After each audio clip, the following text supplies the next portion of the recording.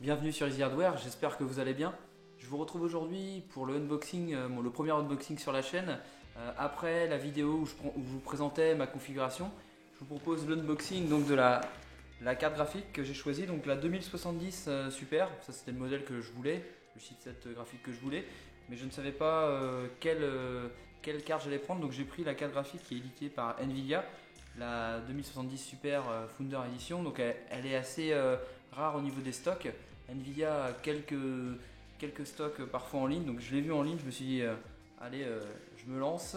Donc au niveau du tarif, on va être sur 540 €, donc ça va être dans les moins chers de 2070 Super au niveau du prix.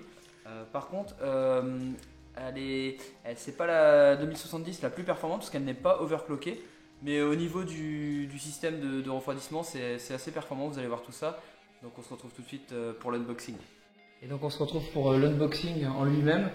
Donc là on a le packaging de la carte, donc tout aux couleurs de Nvidia, avec le 2070 Super, Nvidia, les couleurs de Nvidia, un peu partout, là, RTX 2070, RTX 2070 Super qu'on voit là.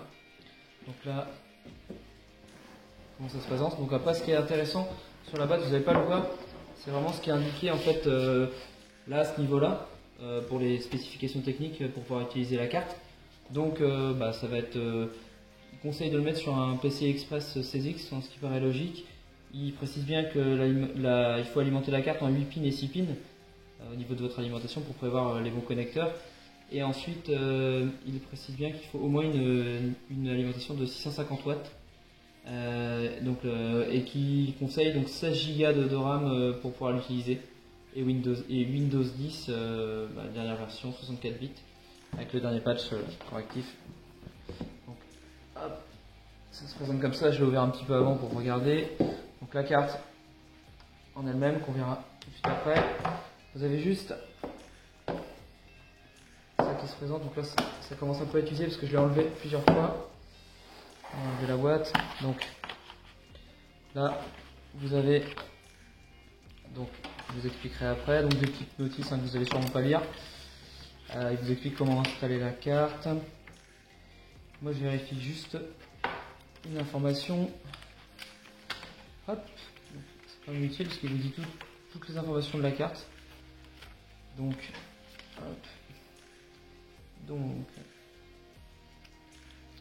Il vous explique, il vous dit tous les connecteurs, on les verra tout de suite ensuite après. Hein. Donc, DisplayPort. Donc c'est un adaptateur DisplayPort vers DVI si vous avez plus de DisplayPort de disponible sur votre écran, tout simplement. Voilà. Donc là, comme vous le voyez, donc la carte, donc moi je la trouve vraiment super jolie, grise, aux couleurs encore de Nvidia avec juste le Super qui ressort. Alors au niveau des connecteurs, vous avez donc le 6 pins, le 8 pins pour pouvoir la connecter de façon optimale et qu'elle soit bien alimentée. C'est obligatoire de toute façon. Voilà, donc je vous montre aussi la backplate aux couleurs de Nvidia. Toujours. Parfait. Et donc enfin, ce qui vous intéresse aussi je pense, ça va être les connecteurs. Donc au niveau des connecteurs, comme je vous l'ai dit, on a 3 DisplayPort qui se trouvent ici et ici, les 3 là, 1, 2, 3. Et vous allez voir le 1 HDMI ici et un port USB type C ici. Donc, je ne sais pas ce que vous en pensez au niveau du design, vous voyez, elle se reflète dans la caméra, c'est vraiment sympa. La backplate, moi je trouve vraiment classe, tout de gris en fait. Pour les gens qui aiment les cartes graphiques sans fioritures au niveau des couleurs notamment. Je voulais aussi insister sur le fait que la carte graphique faisait vraiment premium au niveau notamment des composants. Elle est vraiment lourde et elle paraît solide.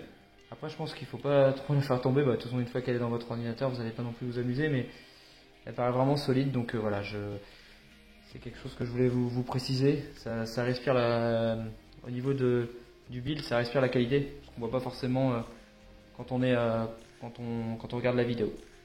Elle est pas souvent disponible, c'est uniquement sur le site de Nvidia, donc il y a très peu de pièces.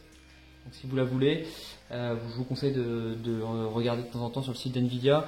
Donc elle est à 540 € comme je vous l'ai dit en début de vidéo. Donc n'hésitez pas à me dire si vous avez aimé la vidéo en me mettant en commentaire quel cadre graphique vous avez. Si vous avez déjà testé ce modèle, je vous ferai la review du modèle quand je l'aurai monté sur ma nouvelle configuration dans 2 semaines avec des différents benchmarks. Et n'hésitez pas aussi à partager la vidéo et à vous abonner. Et je vous dis à la prochaine.